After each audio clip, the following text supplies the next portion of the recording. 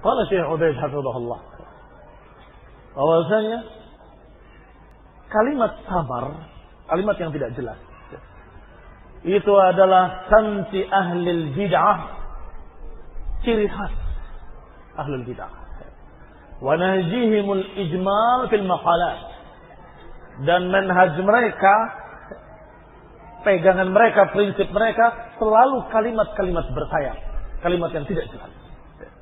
Sebagaimana juga dikatakan oleh Syekhul Islam Ibnu Taimiyah rahimahullah, alladzina yu'ariduna al-kitab was sunnah bima yusammunahu aqliyat, apa yang mereka pakai untuk menentang Quran dan sunnah, yaitu kalimat-kalimat yang mereka namakan akliyah, mereka namakan ini adalah kecerdasan,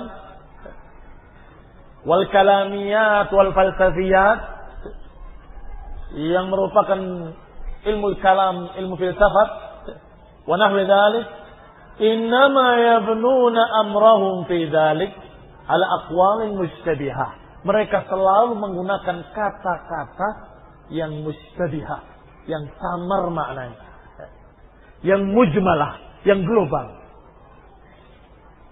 Tahmil ma'na muta'addidah, tahmil ma'ani atau tahtamil ma'ani muta'addidah, yang mengandung makna yang berbeda-beda. Bisa makna sana, bisa makna sini. Contoh, di dalam bukunya Syekh Rabi membantah Ibrahim Ar-Ruhaili, disebutkan ucapan Ruhaili dengan kalimatnya, ini nasihat kepada para pemuda yang mereka sibuk dengan perkara-perkara yang menyebabkan mereka berpecah belah, berselisih dalam masalah-masalah ilmiah, bahkan mereka saling menyerang atau saling menentang, yang hasilnya adalah mereka saling memutus hubungan, saling memboikot, saling mentahdir, dan saling bermusuhan di antara ahli sunnah. Dan ini adalah fitnah besar dan sangat berbahaya. Ucapan benar atau ucapan salah, atau ucapan samar. Jadi salafiyin ini mempermasalahkan masalah-masalah ilmiah, masalah-masalah agama, sehingga mereka akhirnya ahli sunnah jadi berpecah, akhirnya ahli sunnah jadi bermusuhan, akhirnya ahli sunnah jadi bertikai, jadi saling boikot-boikotan sama mereka. Kata Syekh Rabi, kalau engkau benar-benar ingin menasehati, nasehati. Yang mana yang menyebabkan perpecahan? Yang jelas. Ini belum jelas kamu mengatakan, sudahlah jangan ribut, sudahlah kita jangan berpecah, jangan saling mentahdir, kalian harus bersatu. Tapi tidak berbicara, pecahnya karena apa? Berselisihnya karena apa? Mereka tahdir-tahdiran karena apa? Mereka memboikot satu sama lain karena apa? Tadi mana? Kata Syekh Rabi, bahwasanya perpecahan yang terjadi di antara salafiyin adalah karena adanya perkara-perkara baru alias bid'ah di tengah-tengah mereka. Kalau bukan karena itu nggak terjadi ikhtilaf di kalangan mereka. Ahli sunnah tidak berselisih, salafiyun tidak berselisih. Mereka kelihatan seperti berselisih karena ada yang ngaku salafiyun tetapi membawa kebid'ahan. Maka disebutkan oleh beliau, oleh Syekh Rabi, penyebab perpecahannya adalah orang-orang yang membawa pemahaman baru, kaidah baru, pendapat baru yang tidak dikenal oleh salaf.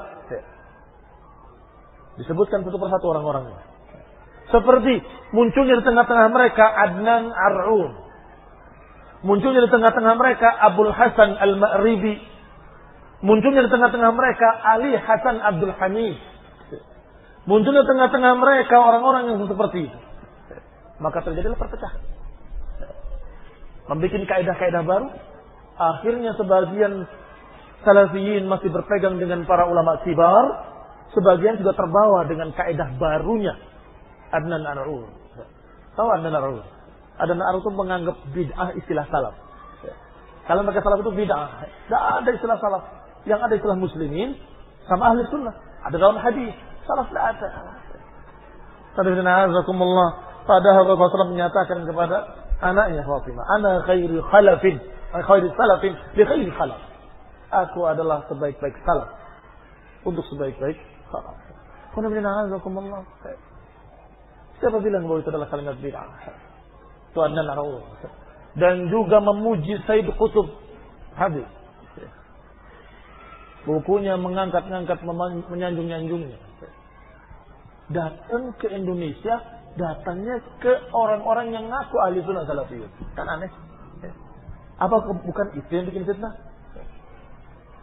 Kenapa harus ribut? Jangan tahdir-tahdiran. Jangan kalian saling boikot-boikotan. Jangan. Salah. Kok yang dilarang orang yang ingkarul munkar? Ini ingkarul munkar. Sedangkan yang membawa kemunkaran tidak disalahkan. Ya hadza, ya Ruhaili. Kalau kamu mau menasehati, karena judulnya nasihatku untuk para pemuda. Kau mau menasehati, nasihati dengan jelas, gamblang. Bahwa terjadi sekarang perpecahan. Karena munculnya kebid'ahan di tengah-tengah mereka. Hati-hati, kan begitu. Bersatulah kalian di atas sunnah dan tinggalkan kebid'ahan.